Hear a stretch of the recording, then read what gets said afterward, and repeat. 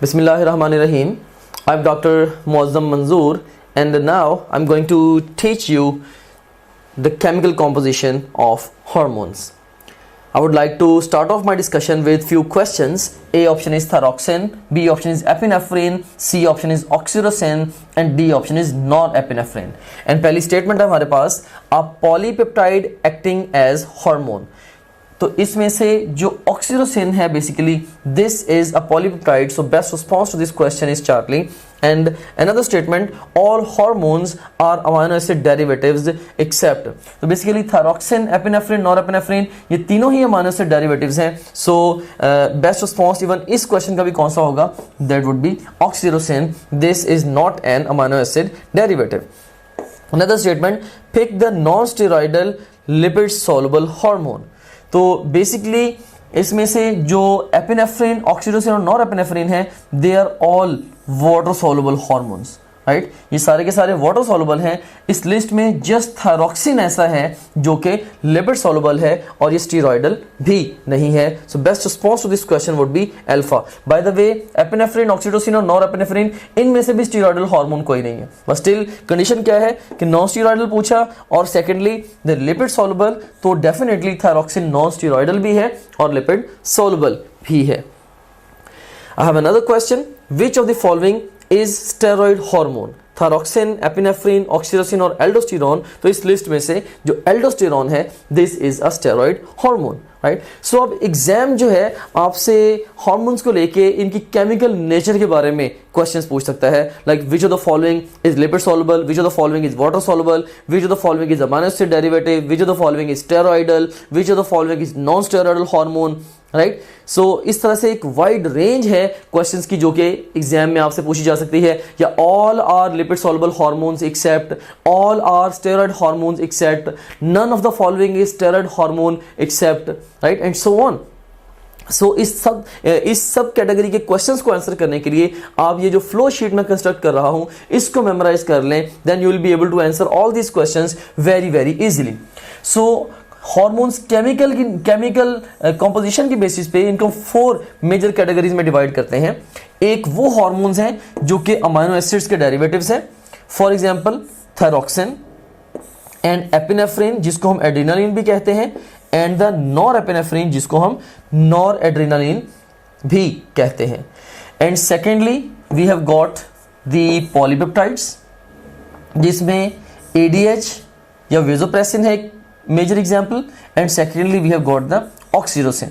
सो आपने thyroxine, epinephrine और epinephrine इनको याद रखना है as amino acid derivatives, and vasopressin, oxytocin को याद रखना है एज पॉलीपेप्टाइड्स. और उसके बाद फिर थर्ड कैटेगरी है हमारे पास प्रोटीन्स की. तो इसमें in turn we have got the insulin and the glucagon. So insulin, glucagon ये प्रोटीन बेस्ड हार्मोन्स की मेजर एग्जाम्पल है. And then fourth category is the steroids. और स्टेरॉइड्स जितने भी सेक्स हार्मोन्स हैं, सेक्स हार्मोन से क्या मुराद है? यानी कि मेल्स और फीमेल्स के सेक्स हार्मोन्स. मेल्स में टेस्टोस्टेरोन या डाइहाइड्रोटेस्टोस्टेरोन, इसी तरह से फीमेल्स में estrogen, estradiol, estriol, estrone, right. They are all basically examples of the sex hormones. And उसके बाद फिर जो हार्मोन्स हैं एड्रिनल कॉर्टेक्स के, not the medulla, all the hormones of adrenal cortex जिसमें एल्डोस्टेरोन, कोर्टिसोल और एड्रिनल एंड्रोजन्स आते हैं, that is adrenal testosterone you can say. तो बेसिकली ये सारे के सारे भी जो होंगे हार्मोन्स ऑफ एड्रिनल कॉर्टेक्स ये भी स्टेरॉइड्स होंगे. सो आपने इन डिफरेंट कैटेगरीज के लिए ये जो लिस्ट्स हैं इनको मेमोराइज कर लेना है. And now I have devised another even better way for telling you about the chemical nature of the hormones, right. So now let's talk about the types of hormones on the basis of solubility in water. So hormones को हम 2 major categories में divide करते हैं on the basis of whether they are soluble in water or not. अब वो hormones जो कि water में soluble होंगे हम उन्हें of course लेबल करते हैं as water soluble hormones, और वो हार्मोन्स जो कि वाटर में सॉल्युबल नहीं होंगे हम उन्हें लेबल करते हैं as the lipid soluble hormones. और जनरलाइजेशन ये है कि जितने भी वाटर सॉल्युबल हार्मोन्स होते हैं ये प्लाज्मा के अंदर ट्रेवल कर सकते हैं. Right, they can very easily travel in the plasma, क्योंकि प्लाज्मा के अंदर लार्ज क्वांटिटी में वाटर मौजूद है. So they can travel in the plasma, they can travel in the plasma, या सादा लफ्जों में हम ये भी कह सकते हैं कि they travel while dissolved in the water of plasma, so they don't need to have any kind of special protein so as to carry them in the blood. जबकि जो लिपिड soluble hormones होते हैं, इनके साथ एक बड़ा major problem होता है. वो क्या होता है, अब जस्ट इमेजिन करें कि हमारे पास ये एक कैपिलरी है, राइट, मे बी ये एक थायराइड की कैपिलरी है, और थायराइड हार्मोन है, ये लिपिड सॉल्युबल हार्मोन है, राइट. सो जैसे ही जो थायराइड हार्मोन है ये आएगा इन द ब्लड कैपिलरी, क्योंकि ये हाईली लिपिड सॉल्युबल है, और जो कैपिलरी की लाइनिंग है ये किस चीज से बनी है, सेल से बनी है, और सेल्स की लाइनिंग किस चीज से बनी है, of course the cell membrane, जो जिसका स्ट्रक्चर क्या है कि लिपिड बाइलेयर है, जिसमें डिफरेंट प्रोटीन्स एम्बेडेड है. यानी कि अगर कोई भी चीज लिपिड सॉल्युबल होगी वो वेरी इजीली सेल मेम्ब्रेन को क्रॉस कर सकती है, और अगर कंसंट्रेशन ग्रेडियंट भी एग्जिस्ट कर रहा है, अल्टीमेटली इस चीज के चांसेस हैं सब्सटेंस के कि it will vanish from the circulation. So अगर कोई स्पेशल वे डिवाइस ना किया जाए लिपिड सॉल्युबल हार्मोन्स को ट्रेवल करवाने का इन द ब्लड, तो क्या होगा, जैसे ही ये ब्लड स्ट्रीम में एंटर होंगे, right away they would leave the circulation because they would enter into the cells. So it means that we have to devise some special way, we have to solve this problem. और इस problem को कैसे solve किया जाता है, by making these lipid soluble hormones water soluble.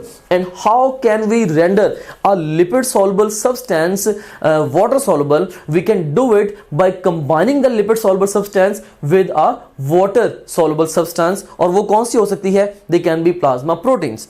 For example अब imagine करें कि ये थायराइड हार्मोन है, right, and this is lipid soluble.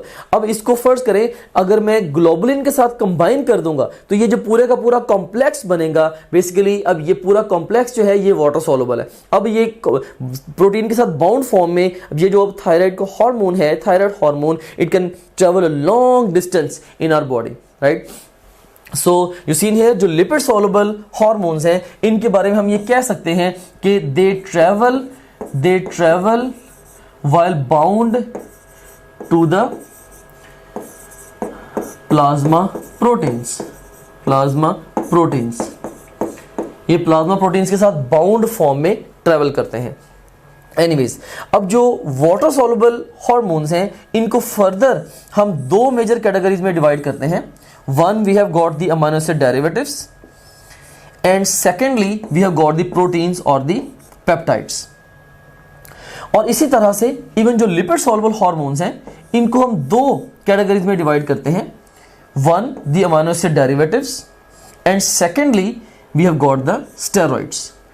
अब एग्जाम आपसे क्वेश्चन पूछ सकता है कि कौन से हार्मोन्स अमाइनो एसिड डेरिवेटिव्स हैं, कौन से water soluble amino acid derivatives हैं, कौन से lipid soluble amino acid derivatives हैं, कौन से स्टेरॉइडल हैं, कौन से नॉन स्टेरॉइडल हैं, कौन से प्रोटीन बेस्ड हैं या पेप्टाइड बेस्ड हैं. तो इसके लिए मैं आपको एक जनरलाइजेशन दे देता हूं.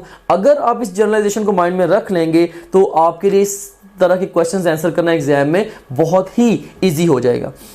Right, so first of all I want you to remember epinephrine and norepinephrine as the amino acid derivatives, and secondly I want you to remember the T3 and T4 as the amino acid derivatives.